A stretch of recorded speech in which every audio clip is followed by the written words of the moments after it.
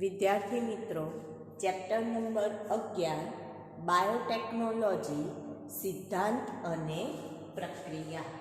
હવે એમાં આપણે ગઈકાલે વાત કરી ગયા હતા કે કઈ રીતના ક્લોનિંગ વાહકની આપણે જે ક્લોનિંગ સાઇટની વાત કરી અને એમાં કઈ રીતના જે પ્રતિજૈવિક અવરોધક જનીન છે, પ્રતિજૈવિક અવરોધક જનીન એ પરિવર્તનશીલ ઘટકોની પસંદગીમાં મદદરૂપ થાય છે અને એ જ રીતના બીજું પ્રતિજૈવિક અવરોધક જનીન છે એ વિદેશી ડીએનએના પ્રવેશથી નિષ્ક્રિય બની જાય છે અને પુનઃસંયોજિત ઘટકોની પસંદગીમાં મદદરૂપ થાય છે. તો એની વાત કર્યા પછી હવે આગળ આપણે વાત કરવાની છે કે વનસ્પતિ અને પ્રાણીઓમાં ક્લોનિંગ જનીનો માટે વાહકો. વનસ્પતિ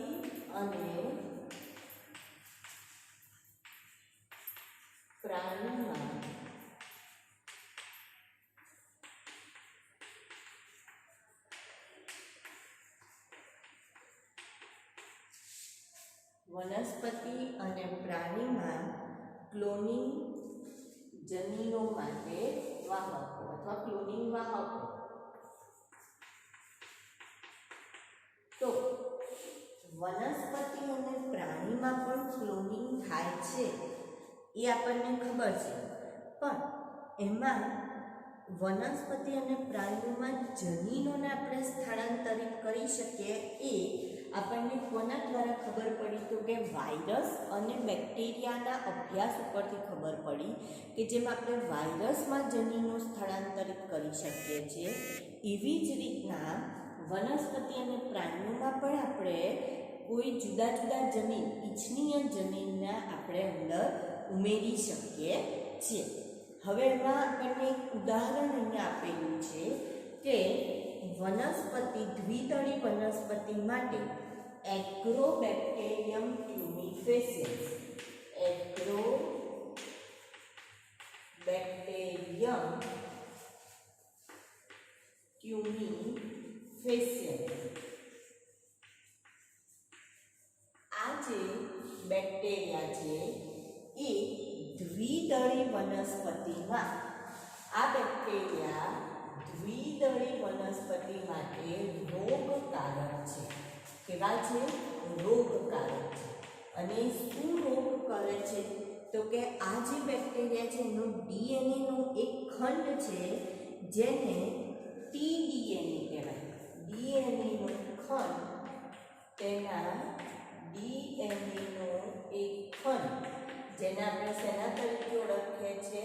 ટીડીએનએ તરીકે ઓળખીએ છીએ. ટી એટલા માટે કે એ સામાન્ય કોષોને ગાંઠ કરનારા કોષોમાં ફેરવી દે છે અથવા તો ગાંઠમાં ફેરવે છે. એટલે ગાંઠને ટ્યુમર કહેવાય. એટલે ટ્યુમર ઉપરથી ટીડીએનએ એને નામ આપેલું છે.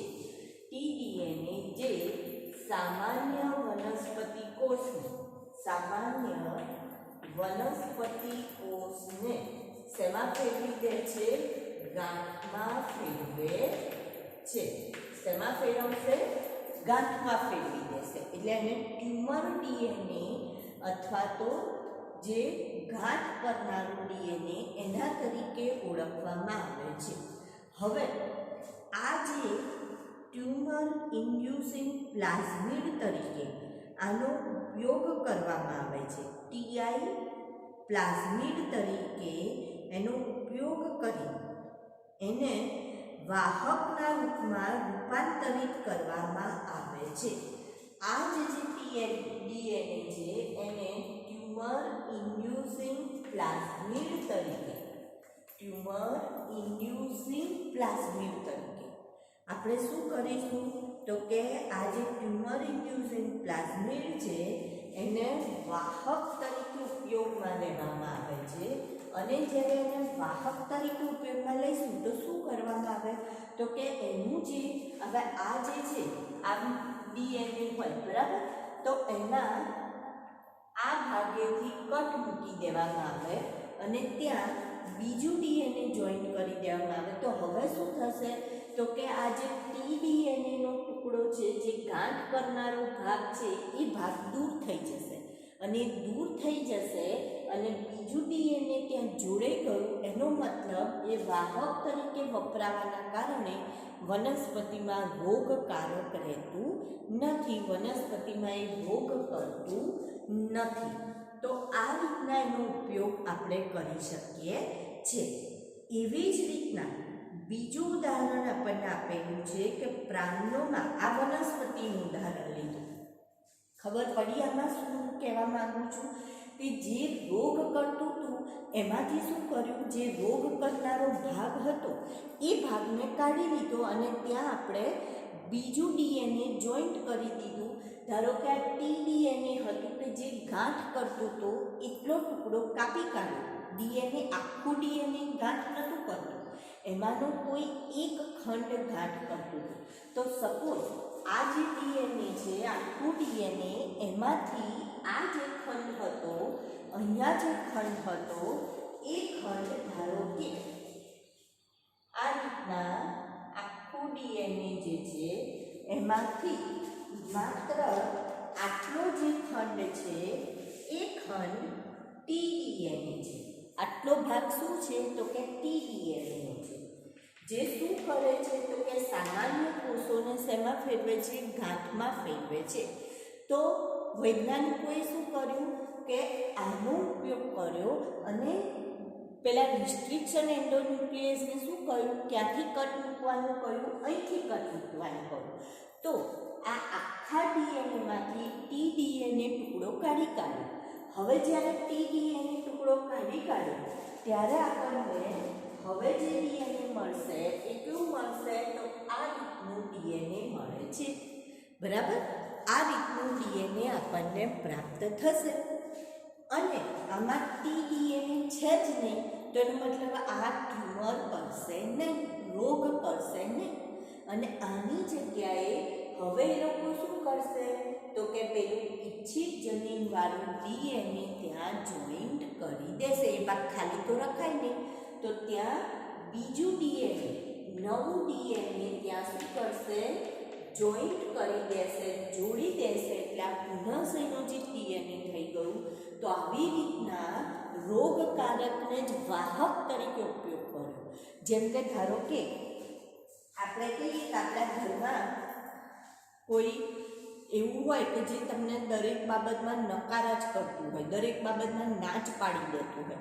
ધારો કે તમારે મમ્મી છે કે તમારા પપ્પા, કે જે તમે એમ કહો કે પપ્પા હું ફ્રેન્ડ સાથે પિક્ચર જોવા જવાનું, કે ફ્રેન્ડ સાથે પિક્ચર જોવા જવાની, કે એવું કંઈ પણ કહો અને તમને ના જ કરતા હોય તો તમે પછી શું કરશો કે એમને જ આગળ કરશો કે ચલો આપણે જઈએ, ચલો આપણે જઈએ.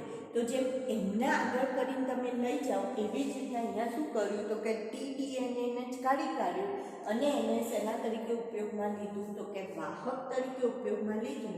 તો એ કોઈ પણ વનસ્પતિને હવે રોગ કરશે નહીં. ખુશ થઈ ગયું કે ભાઈ મને વાહક તરીકે લીધું, ચલો હવે હું કોઈને રોગ કરીશ નહીં. બરાબર, તો આ વનસ્પતિનું ઉદાહરણ થયું. હવે એવી જ રીતના જો આપણે પ્રાણીનું ઉદાહરણ લઈએ તો પ્રાણીઓમાં રિટ્રોવાયરસ, પ્રાણીઓમાં કયો વાયરસ છે, રિટ્રોવાયરસ. રિટ્રોવાયરસનો મતલબ શું કે જે વાયરસનું ડીએનએ, જે વાયરસનું જનીન દ્રવ્ય આરએનએ તરીકે હોય એને રિટ્રોવાયરસ કહે છે. જે વાયરસનું જનીન દ્રવ્ય આરએનએ હોય, ડીએનએ નહીં પણ આરએનએ હોય, એને રિટ્રોવાયરસ કહેવાય. હવે આ રિટ્રોવાયરસનું કામ શું તો કે એ રિટ્રોવાયરસ સામાન્ય કોષોને શેમાં ફેરવી દે છે, સામાન્ય કોષોને કેન્સરગ્રસ્ત કોષોમાં ફેરવે છે. શેમાં ફેરવે, સામાન્ય કોષોને કેન્સરગ્રસ્ત કોષોમાં ફેરવે. હવે આ જ રિટ્રોવાયરસને જો આગળ આપણે બેક્ટેરિયાનું ઉદાહરણ તરીકે લીધો, હવે આપણે કોનું ઉદાહરણ તરીકે લઈએ છીએ, વાયરસને. પેલું વનસ્પતિમાં ઉદાહરણ હતું, આ પ્રાણીમાં ઉદાહરણ છે. તો હવે આ જ વાયરસને આપણે શેના તરીકે લઈ લઈએ તો કે આ વાયરસને જો તમે વાહક તરીકે લો છો તો જ્યારે એને વાહક તરીકે પસંદ કરવામાં આવે તો એ શું કરશે તો કે વાહક તરીકે લેવાના કારણે એ પેલા જે સામાન્ય કોષોને કેન્સરગ્રસ્ત કોષોમાં ફેરવનારો ભાગ હતો રિટ્રોવાયરસનો, જે ધારો કે આટલો ભાગ હતો જે સામાન્ય કોષોને શેમાં ફેરવી દે છે, સામાન્ય કોષને કેન્સરગ્રસ્ત કોષમાં ફેરવે છે, તો એ ભાગને દૂર કરી દેવામાં આવે અને એના સ્થાને એ ભાગને દૂર કરી આ જે ખાલી રાખેલો ભાગ છે ત્યાં આપણે શું કરી દઈશું તો કે નવું ડીએનએ ત્યાં જોઈન કરી દઈશું. તો આવી રીતના પુનઃસંયોજિત ડીએનએ મેળવી શકાય. તો આનો વાહક તરીકે ઉપયોગ કરવામાં આવે તો એ રોગકારક રહેતું નથી, રોગ કરતું નથી, એટલે કે એ હવે સામાન્ય કોષને કેન્સરમાં ફેરવતું નથી, કેન્સરગ્રસ્ત કોષમાં ફેરવતું નથી. તો આવી રીતના વાહકોનો ઉપયોગ આપણે વનસ્પતિ અને પ્રાણીઓમાં કરી શકીએ છીએ. બરાબર, વનસ્પતિ અને પ્રાણીઓમાં આપણે આ રીતના ઉપયોગ કરી શકીએ. હવે આગળની વાત આવે છે કે જે પુનઃસંયોજિત ડીએનએ છે એને આપણે કહું કે યજમાનમાં દાખલ કરવાનું છે. તો એના માટે યજમાનને તૈયાર કરવો પડશે. આપણે આ જે બે ટુકડા જોઈન્ટ કર્યા એવું જે પ્લાઝમિડ છે એ પુનઃસંયોજિત ડીએનએ છે. એ ડીએનએને આપણે કોઈપણ બેક્ટેરિયા કે કોઈપણ વનસ્પતિ કોષ કે કોઈપણ પ્રાણી કોષની અંદર દાખલ કરવું છે. ખાસ કરીને મોટાભાગે બેક્ટેરિયા લેવામાં આવે છે, કેમ કે એનું ગુણન ઝડપી થાય ને, એટલે આપણને ઝડપી એની ક્લોનિંગ મળી જાય, ઝડપી એની સાઇટ મળી જાય, નકલો મળી જાય ઝડપી. એટલા માટે આપણે શું કરીએ છીએ, બેક્ટેરિયાને યજમાન કોષ તરીકે પસંદ કરીએ છીએ. તો યજમાન કોષને પહેલાં તૈયાર કરવો પડે. એ તૈયાર થઈ જાય, એ બરાબર વ્યવસ્થિત તૈયાર હોય, જેમ કે ધારો કે दूल्हा तो रेडी है पर दुल्हन को भी रेडी करना पड़ेगा, एना जेवुं. तो अहींया आपणे डीएनए पुनःसंयोजित डीएनए तो जवा माटे तैयार छे, पण यजमान एने लेवा माटे तैयार छे के नहीं, तो एना माटे आपणे सौथी पहेला यजमानने शुं करवो पड़े, तैयार करवो पड़े. तो यजमानने तैयार करवानी रीतो, यजमानने तैयार करवानी रीतो.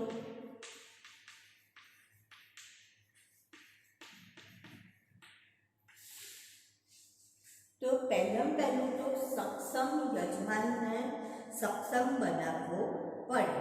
तो सक्षम यजमान कोने कहीशुं, तो आपणे एवुं कहीए छीए के डीएनए जे छे ए जलानुरागी अणु छे. डीएनए केवुं छे तो के डीएनए जलानुरागी छे. केवो अणु छे, डीएनए जलानुरागी अणु छे, એટલે કોષરસ પટલમાંથી પસાર થઈ શકતો નથી. જો તમને કારણ અને વિધાનમાં પણ એમસીક્યુમાં આવું પૂછાઈ શકે. ડીએનએ જલાનુરાગી અણુ છે, માટે તે કોષરસ પટલમાંથી પસાર થઈ શકતો નથી. એટલે એનો મતલબ એવો થયો કે કોઈ પણ કોષની અંદર એ સીધો પ્રવેશી શકે નહીં. ડીએનએ પોતે જલાનુરાગી અણુ છે, એટલે સીધો કોઈ પણ કોષની અંદર પ્રવેશે નહીં.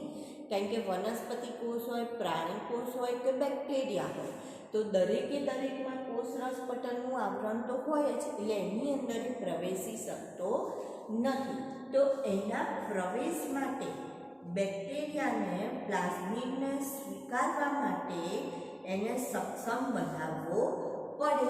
બેક્ટેરિયાને પ્લાઝમિડને સ્વીકારવા માટે કેવું બનાવવું પડે, સક્ષમ બનાવવું પડે. તો એના માટે સૌથી પહેલું એવું કહે છે કેલ્શિયમની સારવાર આપવામાં આવે છે. શેની સારવાર આપવાની છે, કેલ્શિયમની સારવાર. તો હવે આ કેલ્શિયમની સારવાર શું છે, કેલ્શિયમ તમને ખબર હશે કે Ca+2 નો મતલબ શું થશે? ડાયવેલેન્ટ. તો ડાયવેલેન્ટ જે ધન આયન કેલ્શિયમ છે એની જો સારવાર આપવામાં આવે, ધન આયનની સારવાર આપણે બેક્ટેરિયલ કોષને નિશ્ચિત સાંદ્રતા ધરાવતા ડાયવેલેન્ટ કેલ્શિયમની સારવાર આપે એની અંદર ડુબાડી રાખીએ. કેવી રીતના? યોગ્ય સાંદ્રતાવાળા કેલ્શિયમમાં એને ડુબાડી રાખવાનું છે, બરાબર? એટલે સારવાર આપવાની કહેવાય. તો શું થશે? તો કે જે બેક્ટેરિયાની કોષ દિવાલ છે એના જે છિદ્રો છે કોષ દિવાલના, એ છિદ્રો ડીએનએના પ્રવેશ માટે સક્ષમ બને છે અને ડીએનએને પ્રવેશ કરાવવા માટે તૈયાર થઈ જાય છે. એટલે એનો મતલબ ડીએનએ પ્રવેશવા પણ તૈયાર થઈ જાય અને બેક્ટેરિયલ કોષ એને લેવા માટે પણ તૈયાર થઈ જાય છે. તો પહેલું શું થયું? કેલ્શિયમની સારવાર. હવે એની અંદર એવું કહે છે કે સીધો કે ડીએનએ પણ એવી રીતના ના જતો રહે, તો રીકોમ્બિનન્ટ ડીએનએને પહેલાં બરફ ઉપર એને પણ તૈયાર કરવાનો. જો કેલ્શિયમની સારવાર બેક્ટેરિયાને આપી, યજમાનને આપી, તો એની સામે રીકોમ્બિનન્ટ ડીએનએ પણ જવા તૈયાર થવો જોઈએ ને. તો એને શું સારવાર આપીશું? તો કે રીકોમ્બિનન્ટ ડીએનએ જે છે એને આપણે આરડીએનએ કહીશું, રીકોમ્બિનન્ટ ડીએનએ. તો એને સૌથી પહેલાં બરફ ઉપર રાખવાનો. શેના પર રાખવાનો? બરફ ઉપર. પછી એને 42°C તાપમાને રાખવાનું અને ફરી પાછું એને શેના પર મૂકી દેવાનું? બરફ ઉપર. તો ઠંડી ગરમી આવું જ્યારે એને આપવામાં આવે એટલે એને ટોર્ચરનું જેવું લાગે.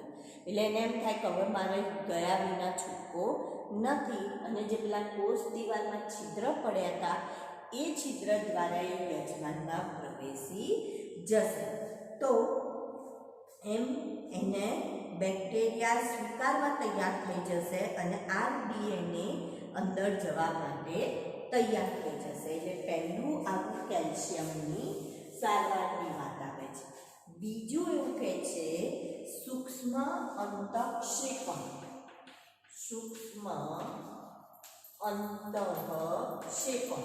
આનો મતલબ શું થાય?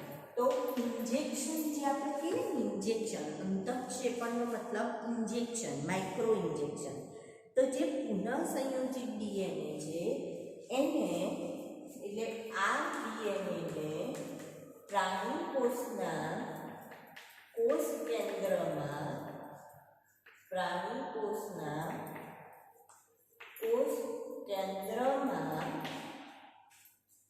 સીધું દાખલ કરવું. એટલે ઇન્જેક્શન થ્રુ એને સીધું ક્યાં દાખલ કરી દેવાનું છે? કોષ કેન્દ્રમાં આ ડીએનએને દાખલ કરવામાં આવે છે. ત્રીજું છે જૈવ પ્રાક્ષેપિકી અથવા તો એને આપણે કહીશું જનીન સ્ફોટક. હવે આની અંદર શું કહે છે? તો આમાં એવું કહે છે કે જે આરડીએનએ છે એના પર સોના અથવા તો પ્લેટિનમ જેવી જે ધાતુઓ હોય એનું એક અથવા ટંગસ્ટન, સોનું અથવા ટંગસ્ટન જેવી ધાતુઓનું પડ ચડાવવામાં આવે છે અને એવા આરડીએનએનું માર કરવામાં આવે છે. એવા આરડીએનએને શું કરવામાં આવે છે? એવા સોનું અથવા ટંગસ્ટનનું આવરણ કરેલો ડીએનએ હોય, આરડીએનએ, એને કોષ ઉપર મારો કરવાનો. એટલે જ્યારે એનો કોષ ઉપર મારો કરવામાં આવે એટલે કોષ ખુલી જાય, ફાટી જાય અને કોષની અંદર આરડીએનએ જતું રહેતું હોય છે. તો આ રીતના આપણે એને પ્રવેશ કરાવી શકાય. અને છેલ્લે એવું કહે છે કે બિનહાનિકારક વાહકો દ્વારા બિનહાનિકારક એટલે એનો મતલબ કોઈ રોગ ન કરનારા હોય,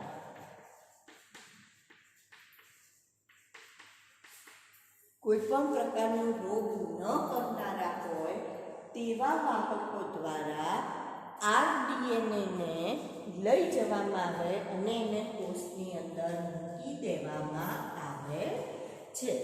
તો બિનહાનિકારક જે વાહકો છે એની મદદથી પણ આપણે એનો પ્રવેશ કરાવી શકીએ છીએ. તો આવી રીતના ડીએનએનો RDNAને જુદી જુદી રીતે શું કરાવી શકાય છે? પ્રવેશ કરાવી શકાય. બરાબર.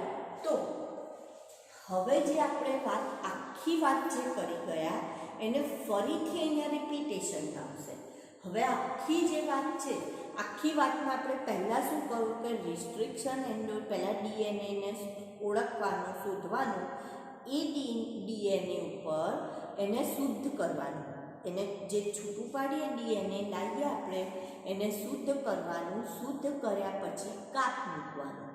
કાપ મૂકીએ એટલે એના જે ટુકડા તૈયાર થાય એ ટુકડામાંથી કોઈ એક ટુકડો સિલેક્ટ કરવાનો. જે ટુકડો સિલેક્ટ કર્યો એને વાહક સાથે એટલે પ્લાઝમિડ સાથે જોડી દેવાનો અને એને યજમાનમાં દાખલ કરવાનો.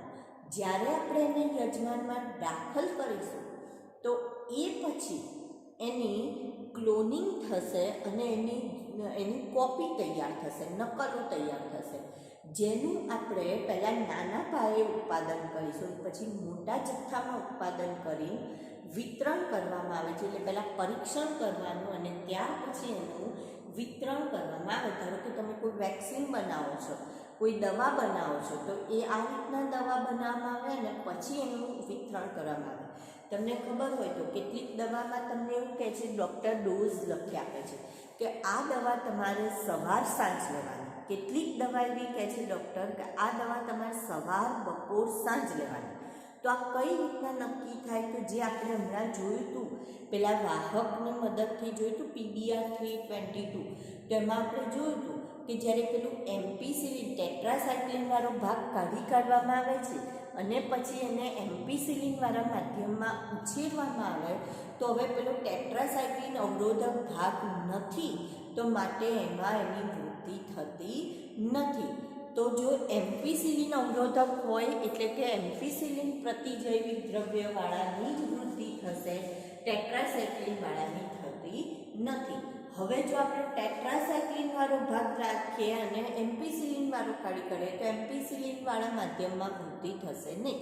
તો આના ઉપરથી લોકો ડોઝ નક્કી કરે કે જ્યારે આપણે આવી રીતના પ્રક્રિયા કરીએ છીએ ત્યારે કેટલા સમય સુધી બેક્ટેરિયા કે યજમાન એ જે છે એ જીવિત થઈ શકતા અથવા નિષ્ક્રિય રહે છે અને કેટલા સમય પછી ફરી પાછા સક્રિય થાય છે. તો એ જે સક્રિય થવાનો સમયગાળો છે એના ઉપરથી ડૉક્ટર દવાઓના ડોઝ નક્કી કરે કે ભાઈ કોઈક દવા એવી હોય છે કે જેની અસર 12 કલાક રહેતી હોય તો તમને સવાર સાંજ આપે છે. કેટલીક દવા એવી હોય છે કે જેની અસર માત્ર 4 કલાક રહેતી હોય તો એના કારણે તમને સવાર, બપોર, સાંજ એ દવા નથી આપતા હોય છે. તો આ રીતના દવાઓના ડોઝ નક્કી થાય.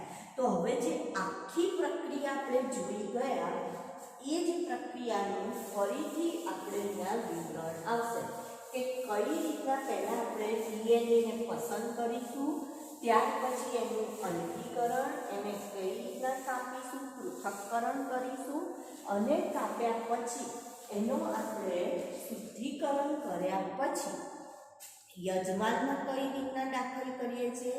તો એ જ વાત હવે ફરીથી શરૂ થાય છે. તો જનીન દ્રવ્ય ડીએનએનું અલગીકરણ. પહેલો મુદ્દો આપણો કયો આવશે? જનીન દ્રવ્ય ડીએનએનું અલગીકરણ.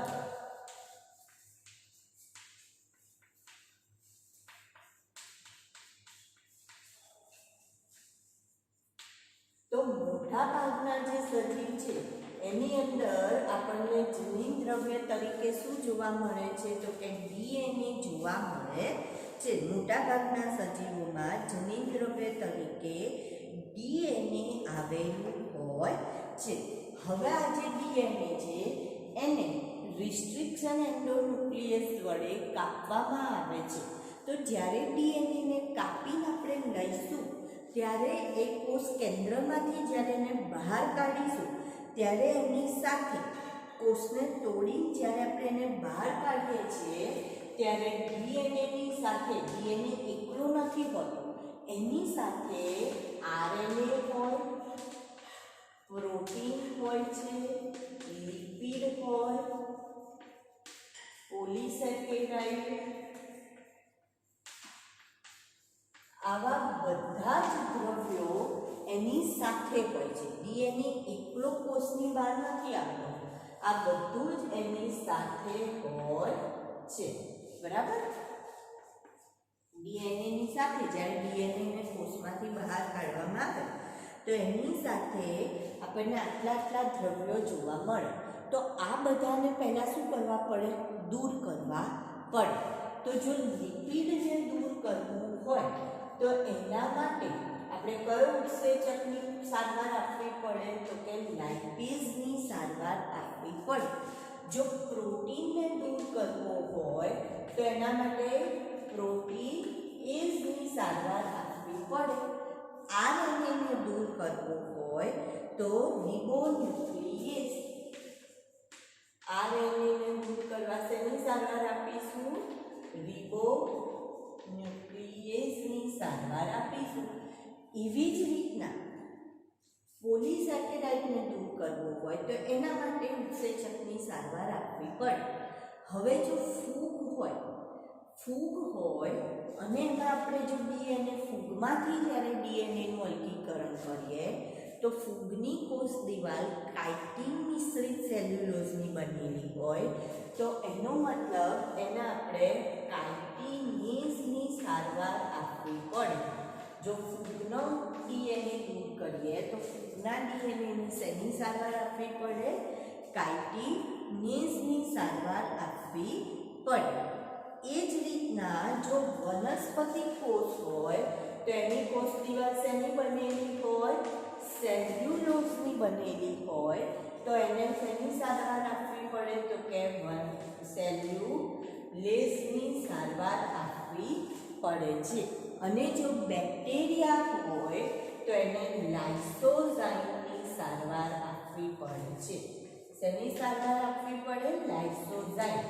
જો આ સારવાર આપીએ છીએ ત્યારે આ બધી સારવાર આપીશું એટલે ડીએનએ જોડેથી આ બધા છૂટા પડી ગયા અને છેવટે આપણને શું મળે છે? તો કે શુદ્ધ ડીએનએ મળે છે. હવે આ જે ડીએનએ મળ્યો એને સ્નાન કરાવી દેવાનું. સ્નાન કરાવવાનો એનો મતલબ શું? તો કે એના ઉપર ઠંડો ઇથેનોલ નાખવામાં આવે છે. આ બધું દૂર કર્યું એટલે બાબરી ઉતારી દીધી એની, એટલે હવે એને નવડાવી દઈએ એટલે એનો મતલબ આપણે એને શું કરીશું? તો કે ઠંડા ઇથેનોલ વડે નવડાવી દઈશું. શેના વડે નવડાવીશું? ઠંડા ઇથેનોલ વડે એને સ્નાન કરાવી દેવાનું, શુદ્ધ કરી દેવાનું. એટલે ઠંડો ઇથેનોલ નાખવામાં આવે છે એના ઉપર. શું નાખીશું? ઠંડો ઇથેનોલ. તો આના કારણે આપણને શુદ્ધ ડીએનએ પ્રાપ્ત થાય છે. તો પહેલાં ડીએનએનું અલગીકરણ થઈ ગયું. હવે ચોક્કસ જગ્યાએથી ડીએનએની શું કરવાની છે? કાપણી. તો કાપણી કરવાનું કામ કોનું? રિસ્ટ્રિક્શન એન્ડોન્યુક્લિએઝનું. તો ચોક્કસ જગ્યાએથી પહેલો શું આવ્યું? જનીન દ્રવ્ય ડીએનએનું અલગીકરણ. અલગીકરણ પછી હવે એનું પૃથક્કરણ આવશે. તો પૃથક્કરણમાં આપણે આગળ વાત કરી જ ગયા છે એની એ વાત ફરીથી અહીંયા આવે છે. તો પૃથક્કરણ અથવા કાપણી, તો એની અંદર આપણે શું વાત કરીએ છીએ? તો એમાં આપણે વાત કરીશું કે જે જનીન દ્રવ્ય ડીએનએ છે ચોક્કસ જગ્યાએથી કાપણી અથવા એનું પૃથક્કરણ. તો રિસ્ટ્રિક્શન એન્ડોન્યુક્લિએઝ ઉત્સેચકની મદદથી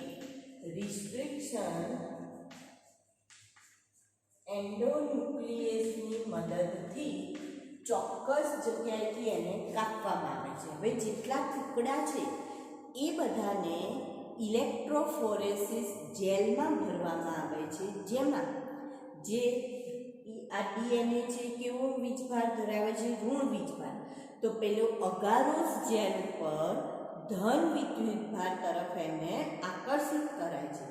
પછી ઇથિલિયમ બ્રોમાઇડની મદદથી અભિરંજિત કરી યુવી કિરણોનો મારો કરવામાં આવે તો ઓરેન્જ કલરના નારંગી રંગના પટ્ટા સ્વરૂપે આપણને શું મળશે? ડીએનએ. જે ડીએનએને અગારોસ જેલ પરથી લઈ લેવામાં આવે છે. તો આ રીતના ડીએનએની કાપણી કરી અને એનું પૃથ્થકરણ કર્યું.